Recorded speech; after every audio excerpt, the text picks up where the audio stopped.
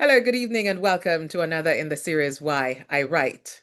My name is Totlin Oliver, your host for this series.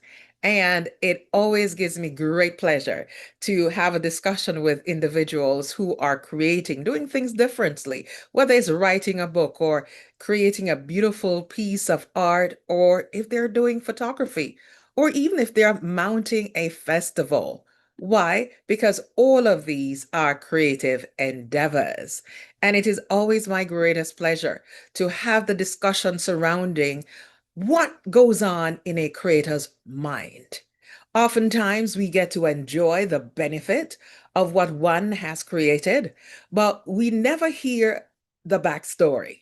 And sometimes what we find is that when, for instance, authors write books and they're interviewed, they're given 3 minutes to say all of that. We don't like that. So we always want the opportunity for you to clue in as to what goes on in a creator's mind. So guess what? Tonight, it's no different. We have a gentleman who I am going to dub as he didn't call himself that, the Jamaican Mark Zuckerberg. Yes, I am going to dub him that because he has done something phenomenal that is literally older than my first and only child. Yes.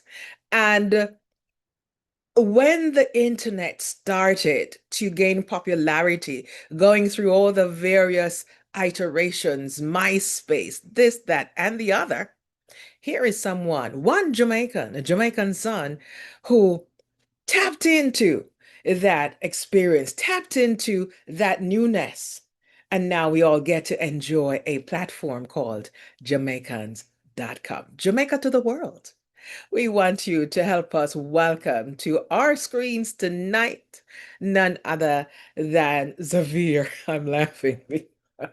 Xavier Murphy. Welcome, Xavier. How are you doing today? I am doing good, and I know you're laughing because of how I put my name on there, and always an interesting story. So I say to folks, Xavier is pronounced like Xanadu, Right, Xerox, and xylophone. right, right. So it's not even Xavier as I said it. I'm It's fine with the Xavier. French. No, no, I like the French touch you put on it. I'm fine with that. Yeah, because that's what I think of. I think, but you are the original XM.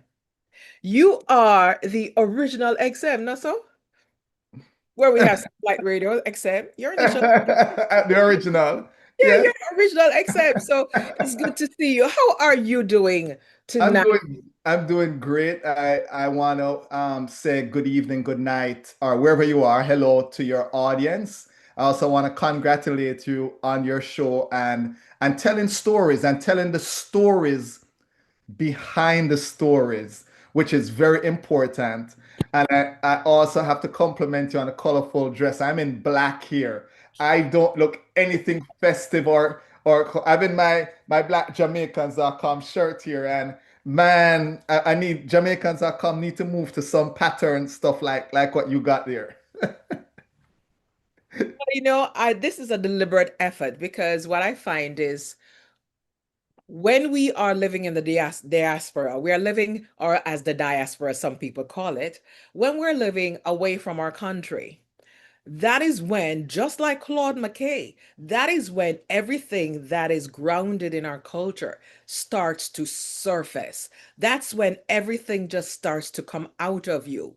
It's like, when we're living on the island of Jamaica, doing our Jamaican things, coming and going, you find that we have a tendency, oh, my fan is not on. That's why I am perspiring like that. Yeah, we have the tendency to take for granted what it is that we have going for us as Jamaican people. So what happens is that we have this knee-jerk reaction to showing up as who and what we are, what our heritage is. So yeah. I Mm, agree. I totally agree with you. The Jamaicanness, we push it everywhere we go. We want to make sure people know we're Jamaican, and when you live there, yeah. you're going through your regular, life Yes, yes, and yes. so forth. So I get it. I get it. Yeah, so we do different things. We do different things. Now, it is great what you have done. I've introduced you as the Jamaican Mark Zuckerberg. So can you imagine Mark Zuckerberg sit down there with all of his friends, college friends, and say, let's try this thing. Let's try this thing. And how many years later, we're all connected through this thing they tried. I was looking on the shares value the other day, and one stock share, the share price is $712. $712. Holy You for know? money. So, I mean, look at what it has done. When it started, it took me about 2, 3 years before I even put up a profile picture. Wow. And I had logged on. Someone sent me an invitation. I said, why they keep on sending me these things? This is just about profiling. And all of those negative things that we are all of the things that we like to utter when it's something new. And Yes. Yes. here we are today, all leaning in. Everyone now is a content creator and all of that good stuff. But let's start from the beginning. What was your background before you came into Jamaicans.com? And I asked this question against the background that your entity is like a sleeper giant. It's there. You see it coming, and then suddenly it mushrooms. So I have some questions to ask you tonight about some of the defining moments you have Okay. experienced, going through the process. Things like these don't last all the time. They don't, but you have lasted. So it makes a difference, Xavier. It's making a difference. So let's go back to the beginning of So Jamaican.com. Who is Xavier? Let's start because usually you're sitting and you're the person doing the interview. How does it feel sitting next to me tonight? I feel like I'm in the hot chair, but Yes. I'm here for it, and I Mhm. enjoy sitting back and being the one questioned. So, Yes. who is Xavier Murphy? You want me to start with that, or you want me to I start with wanted to start at the beginning Jamaican.com? because before we even got that website, there Okay, was you. There was you, so this Jamaican young man who have mother and father and brother and sister. You know? well, Xavier is from Port. Well, oh, where do I start? All right, I'm going to say I was born in Kingston, but I consider myself a Portmorite Mm. because most of my life was spent in Portmore in Edgewater. And then a year before I migrated, or 2 years before I migrated, I lived in Independent City. Mm. I attended Jamaica College, and that is where I was molded for greatness. This you old boy man. Uh-huh. Yes, yes.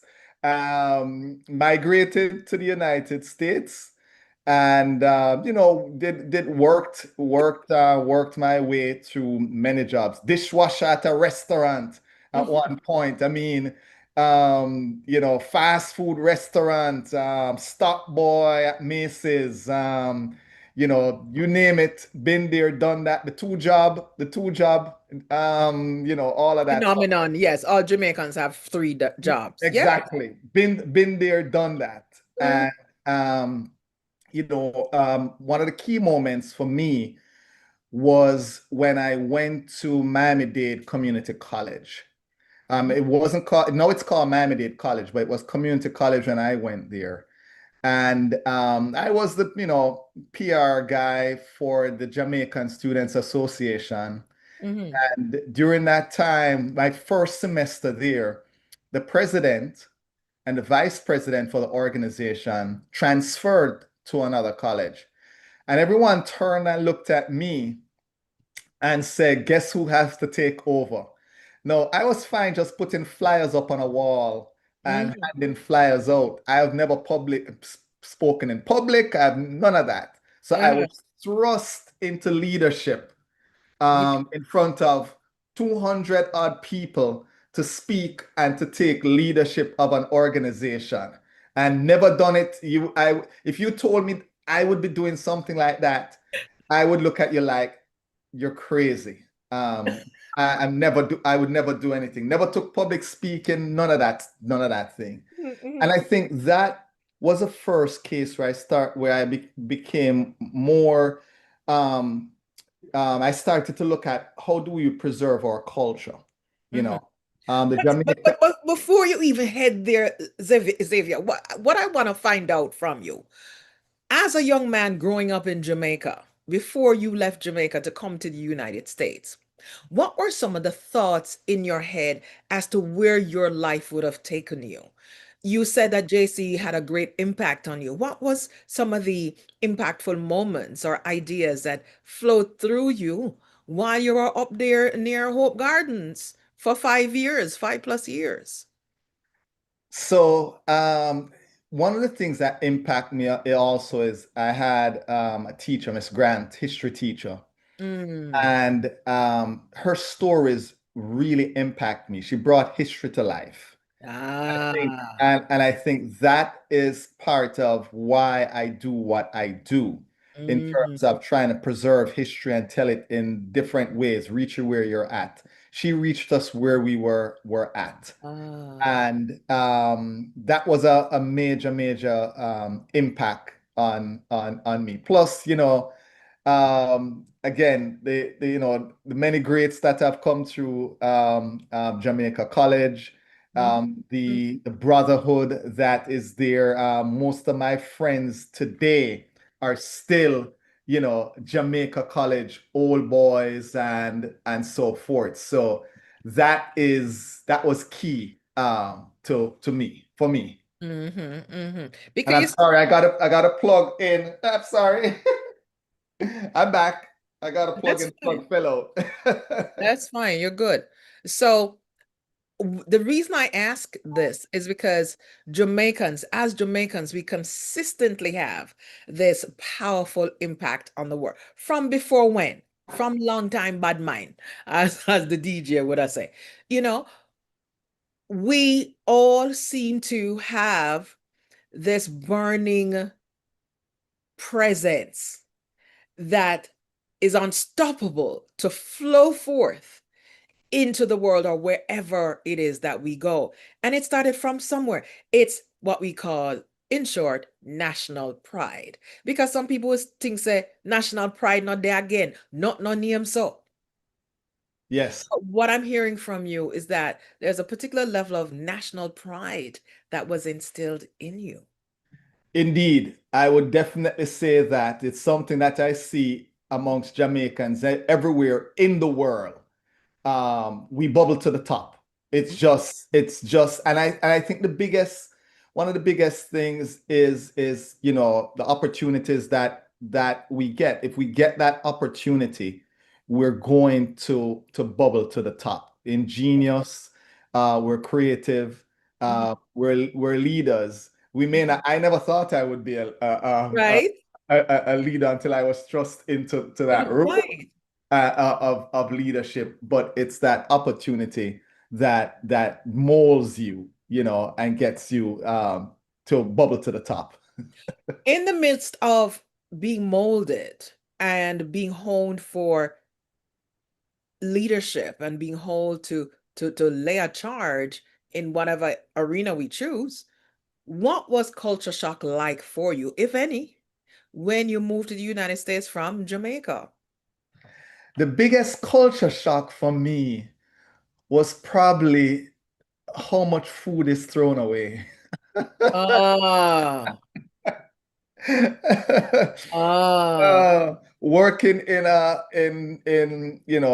restaurants, that was just shocking because you know it just don't happen. It just doesn't happen in no, when Jamaica. that's for nothing, something. Right. And so I would say that was a huge culture shock for me. The other shock for me was division. I would say, we will say anything to anyone and we're comfortable with it and we'll talk to anyone. And I think that also was kind of a culture shock where, one set of people stay here because of what they look like, and one set of people stay here because of what they look like. And I'm like, I just never got it. Yeah, yeah. And we still don't get it because we continue on. We still Yeah. don't get it because that is at the core of what it is that you do, what it is that I do. That is what is at the core. So let's come back now to you being in college and being thrust into the role of leadership when they say, tag, you're it, Yep. Xavier. Baptism by fire. That's right. You're it. So So when you were that's thrust into so that role, how did you respond? I mean, surprisingly, I, the first time I had to get up in front of that crew, it wasn't as bad as I thought it was. And I'm saying, us, we're a rough crew. We are carry each other. We do all of this, and may look out for the shandy bottle from the back coming in, and so on. But the first time I had to talk to the crew and so on, it wasn't bad. It wasn't Mm, as bad as I thought it would be. I mean, you're nervous, but yeah, it yeah. wasn't as bad. And, Mm, we did some great things at Miami-Dade Community College. We were the second largest association on the campus. We're at North Campus at the time. mhm, And I've made some lifelong friends. In fact, we had a reunion 2 years ago. We had a reunion of some of the folks from there. We had a Jamaican. I mean, I didn't start this. There was a Jamaican corner there. There was a strong Jamaican community there. mhm, Let's put it that way. mhm. And the Jamaican corner, oh my gosh, Lofton. We would not be Jamaicans if we never do some of that. Lofton, Carden. That they would call that liming though. Yes, yes. The party at the liming, yes. But fun times, really fun Yeah. times. And I do appreciate that moment because I think that moment of being thrust into leadership, trust me into more leadership roles during my life. All right, good. So again, 1995, we see the burgeoning of the World Wide Web. When we had dial-up and we had a lot of sound effects to get online. And were we doing Skype back then? I think Um, Skype was just coming First of on all, right around that time. yeah. 95, I think Skype came around, or maybe right around there. Yes. Right. I remember I was sending and receiving emails. I know I created my first Gmail account and probably Yahoo account back in about, oh, it was late. It was long after the 90s, 2000 something, before we all started to fall in step with what this internet was. Everybody didn't know it. Back then, I suppose too, we were navigating, doing long distance calls because we had to have ICOS number, the 10 digits to call overseas from Jamaica, So technology was fast approaching. As Bob Marley says, none of them could have stopped the time. This advancement was heading towards us real fast, real Yes, quick. yes, it was. What were you studying at the time in college that you thought helped contributed to your openness to start to dabble and grow and get serious? So I didn't study computer science. I didn't study, management or, any other IT related stuff. I didn't study any of that. I actually majored in marketing. Mhm, And I worked in the travel industry. I graduated from college, and when I graduated, this company that was an electronic marketing company had an opportunity, and I applied for the opportunity there. And back then, they were their main platforms for marketing. And I'm going to date myself. Some of the young people here are going to may have to go Google mhm, or ask Siri. mhm, But they were marketing on CompuServe, AOL, and Mm-hmm. Prodigy. Mm-hmm. And those are the platforms. And then the World Wide Web started to open up, and we started to build, a website. They built a website on the World Wide Web. And back then you use Netscape and to get online, and there was these the old browsers. And Mm-hmm. so when we had internet in the office, Mm-hmm. this wasn't dial-up, no, this was fast internet, a T1 line. Right, right, right. Oh my gosh, so back in the day. And I looked online Mm-hmm. and I searched the very first time I got online, the first thing I do was I was searching for anything Jamaican. Wow. And there was only two websites on Jamaica back then. There was one that was by a young lady who was doing a project for her college. Mm-hmm. And so she created this page for, I guess, for a grade. And Mm-hmm. she put some basic information on there. And there was this directory, not Aki.com. Everybody first thinks of Aki.com. I'm not talking Aki.com. I know the fellows that do Aki.com, actually some JC old boys too. Mm-hmm. Um, there's other site that just had a list of names of people, email address, an online directory of Jamaican alumni. That's all Mm-hmm. it was, and I put it there. And I said to myself, wait, well, let me back up a bit. Before Jamaicans.com, I had a print publication, Mm-hmm. which was called Enough Respect. And it was a cultural print publication that was distributed in South Florida. So I already Why had did you start that? Why did you start that? I just saw a need for something apart from news that Mm-hmm. talked about culture. And so I started a monthly newsletter that was printed and we distribute that. So I say that to say this. When the idea of Jamaicans.com came to mind, I said, oh, I already have some content. I already have enough respect.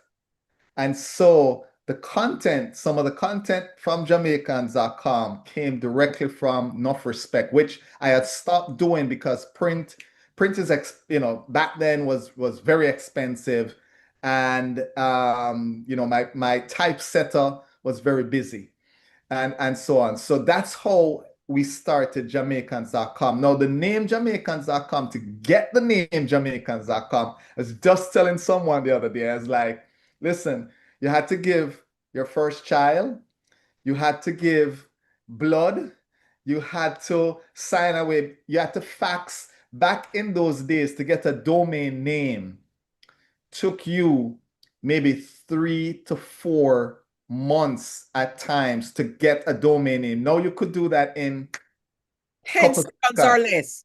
Yeah. Yes. Yeah. Back then you had to fax who you are. It was a back and forth. There was one Network Solutions was the only place you could do, you could get a domain name, and you had to prove who you are Mhm. and all sorts of different things. And Mhm. so it took a while to You have get to tell them the length of the intestines that you have. Uh, oh my, it was interesting. And Wow. so we started with some of that content. And what happened was people would email us. And back then, let me be quite frank. Most of the people I knew were not on the internet back then. Most of the inquiries we got and most of the communication we got was from students at college, students at school, that had access. And you're not talking inner cities now. You're not talking whatever. You're talking folks who are middle class or have money. So you're hearing from them, and they ask questions. And as they ask those questions, we build a content around that because we'd realize, okay, they ask this question, it's interesting, let's keep building. And we just kept building and building and building and building on top Were of you it. at any point deterred when you saw that it did not have the reach that you may have vaguely considered that it could have had? Were you deterred at all?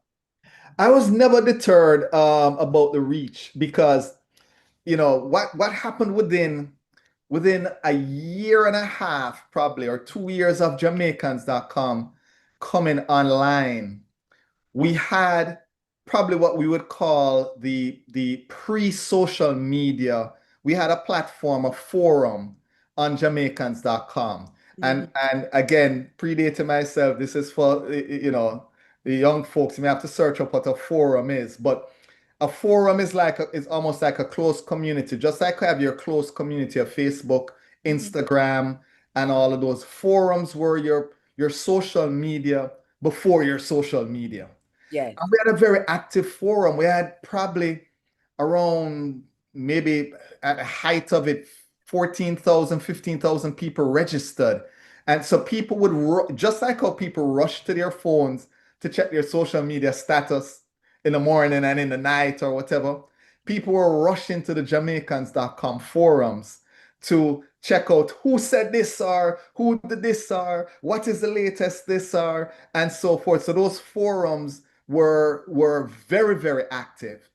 And traffic, we knew traffic kept going up. We saw traffic just, because there wasn't much out there Right. uh, back at that time. Yes, there still isn't much out there right now, which really, and I tell you, outside of finding a Jamaicans.com site, because I remember when Jamaica turned 50 years old, I identify with what you said because that's how come I ended up writing my first book on Jamaica, Jamaica Travel, Jamaica 101, because I realized that outside of the tourist board and even the tourist board online, 13 years ago did not have the mint of information that we know we could have shared. And you made a very critical key point, Xavier. What you said was that we want to give something more than just the bad news, just the news, the we want to curate the content and show that look, we're different. We are unique just as any other country or community is. And why not turn our focus towards that? And you're absolutely right. One of the things that we tried to do was, we're going to be real, but we're going to be positive. Mhm. And we weren't we're not a news focused Oh, platform. We're a yes. storytelling platform, not a news telling platform. I mean, we do, occasionally we'll put something out there that is kind of newsy, Mhm. but we leave that to, the Gleaner, the Observer, the RJR, the TVJ, the CBN, the South Florida Caribbean News, all of those news sites that are out there. We leave that to them Yes. to tell the news. We're more about storytelling and highlighting Jamaica and Jamaicans wherever they are in the world. That is our focus. Okay, pretty good. For those of us who don't know, what is the motto or tagline of Jamaicans.com? Sometimes, unless we hear the founder say it, we completely miss it. It goes right over our head because you realize too that we are consuming loads, mega gigabytes, giraffe bytes of information on a daily basis. So what's your tagline? What's your motto? What are some of the other core values that keep you steady on your path? So I just said it. The elevator pitch is highlight Jamaica and Jamaicans every and anywhere in the world. That's pretty much the elevator pitch. Good, good, good. So just to be clear, and I like how you really definitely separate from, look, this is what we're doing, as opposed to, no, we're not doing that. Yeah, we may touch some of that, but look, this is real and this is real life. Did you was it how difficult or easy was it to gather a team that helped keep on fine tuning and, making the platform more viable, more marketable? How difficult or easy was it before everybody was a SEO Professional. So, I think when you are showcasing stories, it's not, we get folks that say, I want to contribute to this. Yes. Back then, Jamaicans.com started out really as a hobby site. For many years, it was my wife would look at me and say, it's a second wife, right? And props to my wife, Karen, who has stuck it out these 30, we're 30 years December, meaning the Oh, site. The site is yes. 30 years December. Our marriage is 31 years. Listen, awesome. Trust me. Um, When I did my research and I'm saying, backside, this thing is older than my child. But but that's amazing though. but yeah, That's a grown, mature adult you have. yes. But the folks that helped out and contributed to the site, people wanted to be involved in it. It was different. It was, we would tell the story of the person that lives that no one that didn't think they had a story. Let me put it this way. We tell the story of the person that did not think they have a story, Mm, right? And I think that appeal helped us to build a team of writers. It helped build. There's so many folks that them say boss that came through. The ranches of Jamaicans.com, yes, yes, right? yes. That are I look at them and I'm very happy for them. I'm very, very happy for people that, in fact, when I used to talk to people, I said, listen, what do you want to do? And they're like, well, eventually, glad your boss, glad your boss. Yes, And yes. so I think because of the format and how we approached things and knowing who we are, what we set out to do. We set out to have stories there that your kids, my kids, another generation could quickly search for and know, what this expression means. Yes. What's the origins of this expression, or how my grandmother used to cook fried dumpling, or this, all of these type of things we try and capture it and make sure the historic information is there, and that was our goal, and it appealed to folks who joined our team to move the platform ahead and move it to where it is today. I ask these questions because managing a digital platform from the infancy of social media and before the social media bubble burst, social media really took a different turn during the pandemic in 2020 when we all were sitting at home and needed to be entertained. And all of a sudden had great TV studios in our house, you know? However, you're describing step by step what it took for 30 years of galvanizing. And I'm sure when you started, you didn't say, well, 30 years from now, I'll be doing this, that. But it is a step at a time. You, Xavier, have interviewed well over 100 different Jamaicans in different parts of the world. What was the idea that came to you behind starting that series? I love it. I love it. So Jamaicans to the World actually was text interviews that were on the website, probably, I want to say, maybe 6, 7 years prior to me doing Jamaicans to the World as a video. So it wasn't something brand new.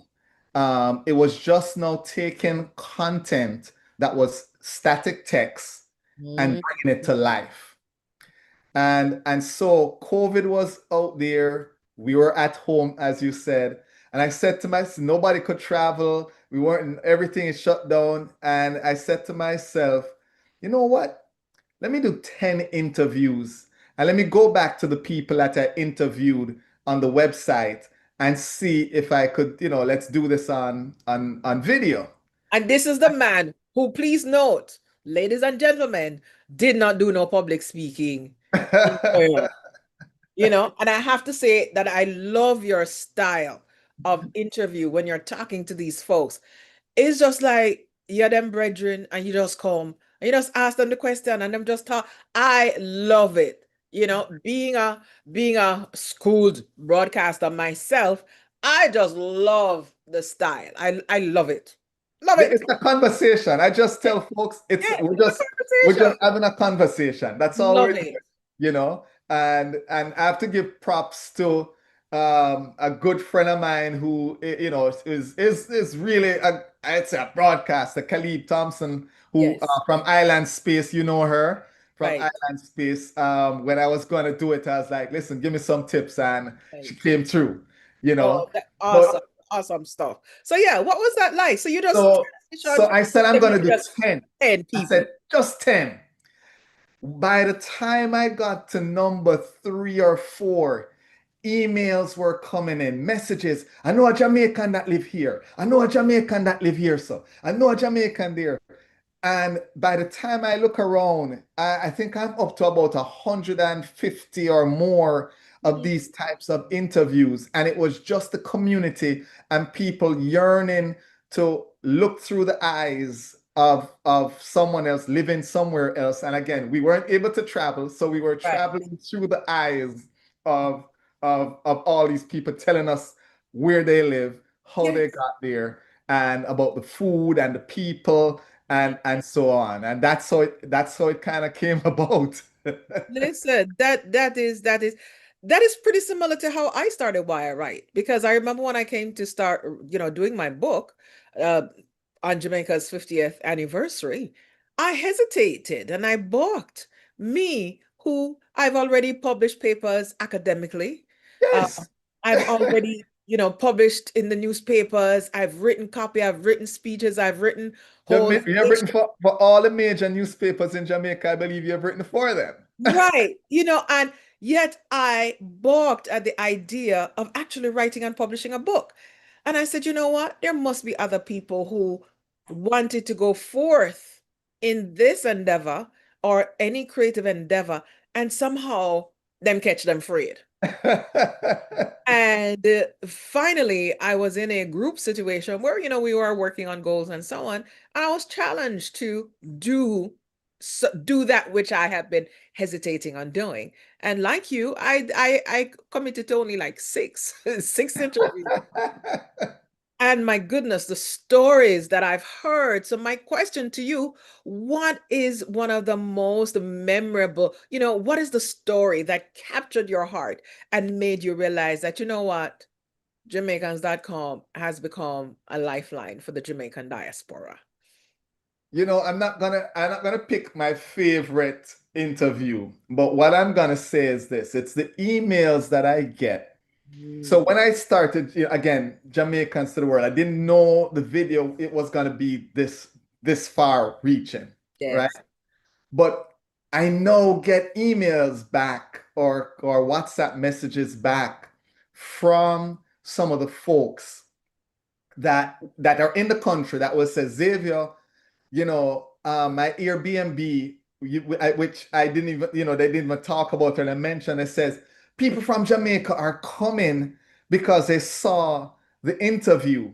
I Wow. get I get at least once a week, someone will message me and it says, Xavier interviewed a Jamaican in this place. I want to connect with them. And so the connection is now happening offline that I never saw happening. Just like you and I had a conversation about earlier before we came online, where you Uh-huh. said, I said, there's a Jamaican there. You remember I Yes. said that to you? And Yes. I'm going to connect you to that Jamaican there. Yes, we need to connect. Yes. That is what happens at least once a week. I get a message or email from someone saying, I want to connect to this Jamaican here. And I know you've interviewed someone from here, there, or whatever the case. Right. And so that to me is what brings me joy. Seeing that. Now, the other thing that's interesting for me is because I've interviewed Jamaicans in all these places, my worldview has totally changed. Hmm. Why do I say that? I know if I see news of something going on in a particular country that I interviewed someone, I have a concern. Hmm. Are they okay? Are they affected? How is this affecting their life and so forth? So my worldview has totally changed. I'll give the example of Iran, with what happened recently in Iran. Folks, and then not only my worldview, folks who have watched the videos were Yeah. messaging me and asking about the chef in Iran. Right. And I I'd saw reached that. I out to saw him. that. And I Yes. reached out to him to kind of see where, so it kind of changes your worldview, and it changes your view, and it actually changes your view of a country, the people of the country, because now you're hearing someone who's on the ground who is saying, no, no, no, no, no, no, no. That's stereotypical, or no, no, no, no, no, no, no. This, and they're telling you, they're right there, they're living there, they're telling you about it. So it's mind blowing how it changes your worldview during a series like that. What it does too is it actually enriches your life.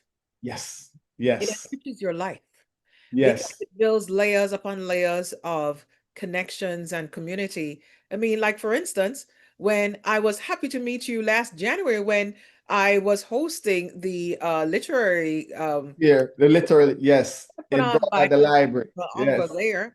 And you said, I came down to see you. I came to see Andreen. I came to see Knut. So we are all doing similar things and making these connections happen because they're vital to who and what we are. But let me ask you this, or let me say this. When it comes on to promoting our Jamaican culture, the era or the period at which we changed our domicile. We left Jamaica. It's like that part of our culture is frozen in time according to our experience. Because back home in Jamaica, the culture continues to evolve. As I recently spoke with a Lloyd Stanbury on the issue of music and reggae music, he shared with me the concern that many Jamaicans in Jamaica now don't understand what reggae really is. So my question to you is, question I've asked myself, what is Jamaican culture? Is it static? Is it dynamic? Is it this and not that? Or is it this and that? Is it what happened 20 years ago, 30 years ago, and what's happening now? What is this culture we are promoting in the diaspora, not having the lived current experience of Jamaica? What is it? Oh, I think that one going to take some studies. Yeah, but off the top of Um, your head, from your life experience, I mean, I mean, you know, like there you have is kids, for instance, that right. grew up here and not Jamaica, you know? My son had at least some years in Jamaica, but now I don't think he'd fit in Jamaica the way it is, but he's still Jamaican. It doesn't make him less Jamaican. I defining culture, Jamaican culture that is. I think it's, you know, our behavior. Mm, I think it's our food. I think it's our music. I think it's our approach to things. It's so wide. It's so broad. mhm, Um, it's things that have been passed down from generation to generation to generation. It's the language, which plays a huge part of it, and the language plays a huge part, and it's also my biggest fear of losing it, because no matter how hard I tried, and I'm being just laying the cards out on the table. No matter how hard I tried with my children who were born here, okay, them talking to me in Jamaican, and I say Jamaican, the Jamaican language, it's Jamaican, right? We can say patois too if we want. Mhm, mhm, It's not a regular thing. It's not like you and I are having that conversation, mhm, you mhm. know? And so in the diaspora, the language basically almost kind of dies apart from a couple kids here and there who may they understand it, but they're just not gonna speak the language. Mhm. And so culture is all of that, and preserving it is important. Preserving as much as you can is important. Yes. I know I don't answer the question fully, No, but but you have. No, but you have. You have. It's not one specific thing. And it's just opening the door to the discussion. It's not just one specific thing because we are influenced by where we live, wherever in the diaspora we live, whether we live in exactly. Costa Rica or we live in South America or we live in Israel or we live in Ireland, that is also affected, you know? Yes, Um, yes, but most importantly, you said that which is passed down from generation to generation. Most importantly is what you say is about our behavior. And it's not about the behavior where we would dust out a man and just box up a man and no, but it is a way we do things. It's a way we care. It's the way we have community, you know? And as we continue to age out of our system, as we watch our parents age, like my mom is, you know, I see though her she loves being on social media, by the way. She'll watch TikTok and she inform me of everything that's going on. More than she watches television, but she's still hardcore Jamaican. She's still making the try, she's still making the jerk chicken, the things she does.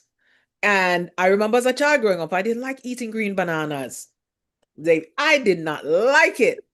But me turn big woman, man, me have to have green banana. Me have to have green banana, or me go different stores, make sure you're in Florida. So it's a little bit easier for you to find things like Kingston. I'm in Kingston 21. That's what we that. call That's South right. Florida. You know, There is I joke about this all the time. The only thing we cannot get here in Kingston 21, South Florida, is Jamaica KFC. That's the only listen, thing we can't. You get your East Indian, you get your Julie, you get your everything. Bombay, you get your Tambourine, you get your Yes, your you avocado get pear, the you big have one, them a- will eat good. everything. I have my mango tree in the backyard, ackee tree in the backyard. I mean, everything is, Everything. you Listen, know. I'm loving that. Now, as we talk about preserving the culture, you recently came from a weekend cultural extravaganza that you had last weekend. Tell us about this. Tell us how it went and what the results were in terms of its effect on patrons to your event. And So when can we be invited to come again? well, you're always invited, and everyone is invited. We had the Anansi Festival. We do it for in Caribbean Heritage Month. Myself and the founders of the event, Kathy, based in New York, and Andrea Nevins, based here in South Florida. When we founded this event, some what, over 15 years ago, it was targeted towards kids, basically to carry on the culture again, to preserve the culture, carry on the culture. It's a Caribbean festival. So we do reach out to other, we do talk about the islands, and why it's called the Anansi Festival, because I get this all the time. Why Anansi Festival? It was a trickster in what, whatever the case is.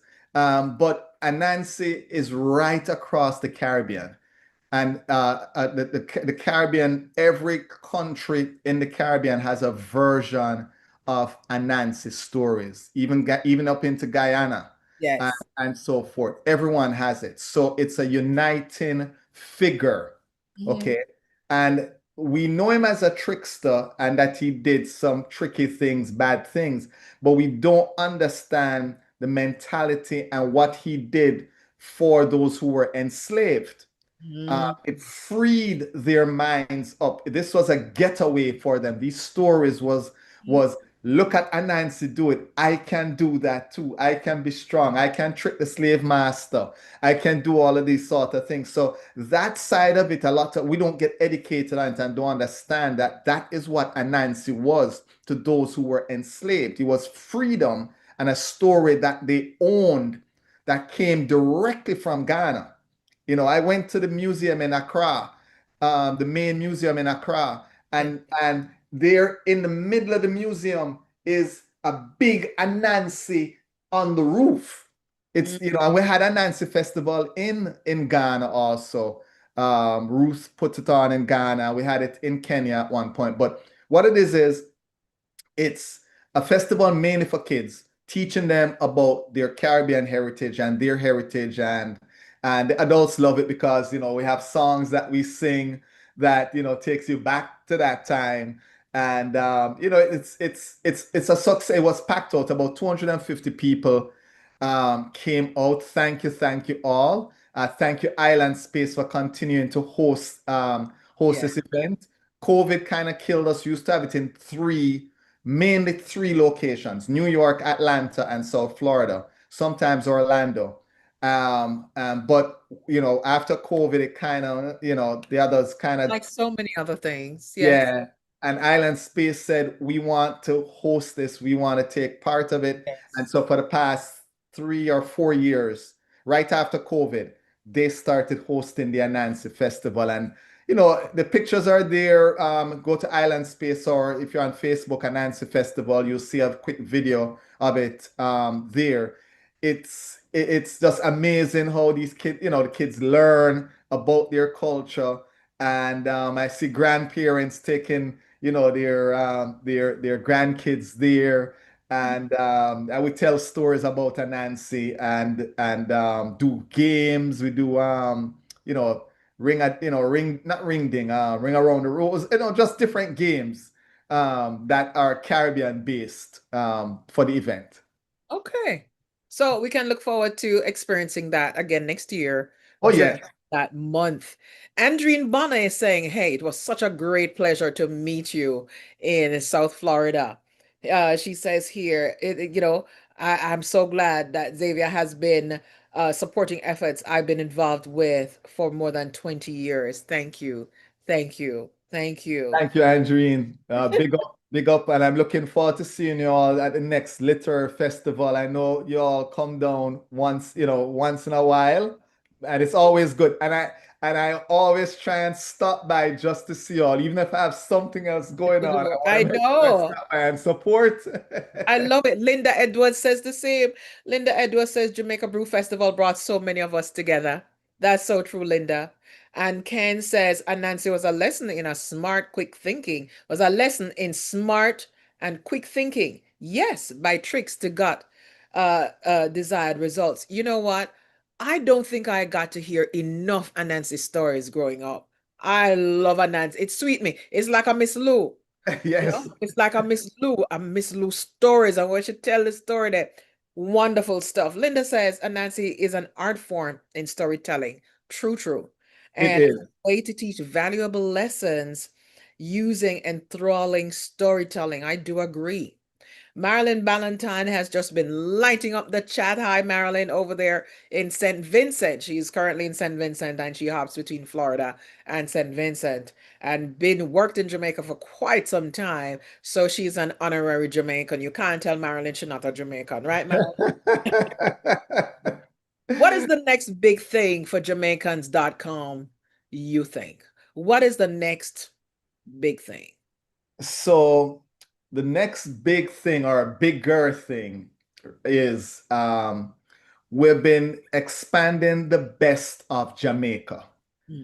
So for over 25 years, we poll people and we say, In New York, what's the best Jamaican restaurant? What's the best event, Jamaican event you've been to? So we've been doing that for years. Mm, And last year, we did our first in-person Best of Jamaica event. And Shirley Ralph was our person of the year. nice. And, I saw and the awards on the site on Jamaica.com. yes. That's like, wow. Yes. And, and so that is that we want to expand that. And you're hearing this here. I think it's going to be the first time I'm kind of announcing this, but we're looking to we're exploring, and the officially will be announced next week, but we're looking to You heard do, it first here you on heard it here, Why I you're hearing Write. it here first. Why I do Jamaicans.com. That's We're correct. looking to do an expo on the best of Jamaica the day before the awards. So dates kind of set already. We're looking at in December, the 12th of December for the best of Jamaica. I think that's a Thursday. Let me make sure I have my date right. I'm looking at my calendar right now. But Uh-huh. best of Jamaica is already set for the December the 12th is the best of Jamaica. And then the expo we're exploring will probably be on the 11th of December. So the day before the awards, Yes. the actual awards show. So that's our next big thing is that the more in person, moving back to a more in person, all been online Jamaicans.com's main presence, have been online for most people. Even though, let me back up, we have had an offline presence with our forum where people would get together and have, meet Yes. up and so on. So we have done that, but we're looking to expand the best of Jamaica Mm. to possibly an expo this year, and then the awards show an event right after. So that's the next big thing. And you heard it here first. Yes. Hey, breaking news, guys. We did on Why I Write. What are three of the most important key factors you would share with someone wanting to do more in their life, in their community, with their creativity? What are the three main factors you would say? So I tell this to people all the time. The first thing is believe in your idea. Mm, If your gut feeling is telling you is a good idea, believe in your idea. The second thing I'd say is this, and this is the hardest thing. Start. That's the hardest thing to do, is to start. Hard, really hard. Ideas are a dime a dozen. Until you execute that idea, it sits there. It's nothing. And the third thing I'll say is be consistent. That's it. That's it. Okay.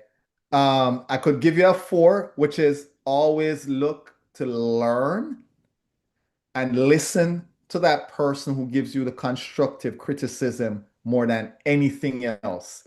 If folks look in my comments when I do Jamaicans to the world, you will see chances are the person I respond to in the comments is the person that said, Xavier, you kind of, I think I wish you had asked this, or I think you kind of ramble on too much. And I want the criticism to improve. you I, need the I want the constructive criticism to improve. you need the And I do that feedback. in anything, feedback Yes, in anything. Don't go attack people and cancel people because they gave you constructive. I So I'm agree. sorry, I gave you five, but the three is the Listen, key. you're a load because Three is listen, 30 years, you can't give me all 10. I should have did ask you 10.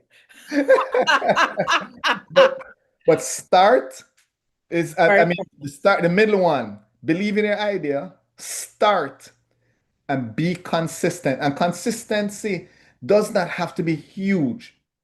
You could say I'm writing a book. I'm going to do one chapter every month or one chapter every 2 months. At least you kept it consistent. Most people say, oh, you need to write every week or whatever the case is. No, no, no, no, no, no, no, no, no, no, no.